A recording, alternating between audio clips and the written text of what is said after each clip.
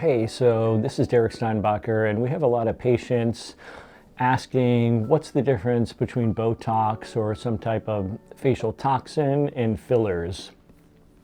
And basically, the way Botox works is it freezes the muscles, so the muscles are unable to contract. It's freezing some of the transmission so that those muscles aren't able to contract.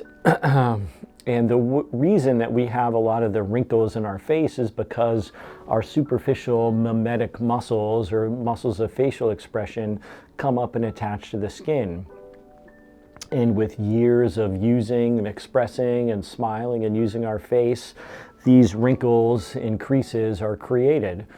So it's a fine balance where we want to freeze aspects of those muscles so the creases are less deep or prominent, but we want to be able to maintain our facial expression. So Botox freezes the muscles that can also limit some of those wrinkles or creases that form. On the other hand, filler is used where there's areas of deficiency. So in some deep creases or wrinkles, such as the nasolabial folds, if we go perpendicular to those, we can blunt that depth of the crease. Additionally, filler is good sometimes in the lip, part of the white roll of the lip, to give a little more prominence where that may have flattened. It can be good for other creases like the labiomental crease. It can be good under the eyelid to help some of the shadowing and the concavity that can form at the tear trough. Sometimes we add fillers along the cheeks as well to restore some volume. And when you restore volume at the cheek, sometimes it can unfurl some of the nasolabial fold as well. Fillers that we use usually are either hyaluronic acid based, or we have some collagen-based fillers, and there can be different volumes. The most frequent is cc volume that we spread about several locations.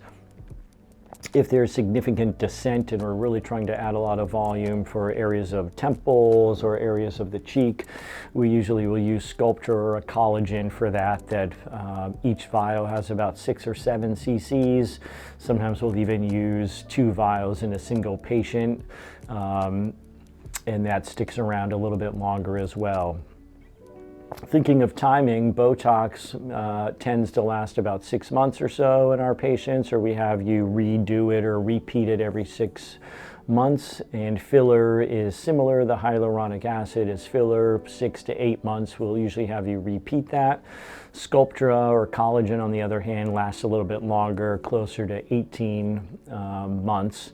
And many of our patients are doing both of these things. Toxins, Botox to freeze the muscles, to reduce some of the wrinkles, especially the forehead, the crow's feet, the glabella, elevate the brow slightly as well.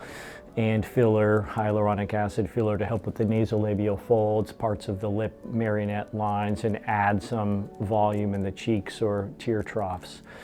Thanks for listening, and hope to see you soon. So thanks for listening. If you have any other questions, please check us out on our website, www.dereksteinbacher.com. Thanks again.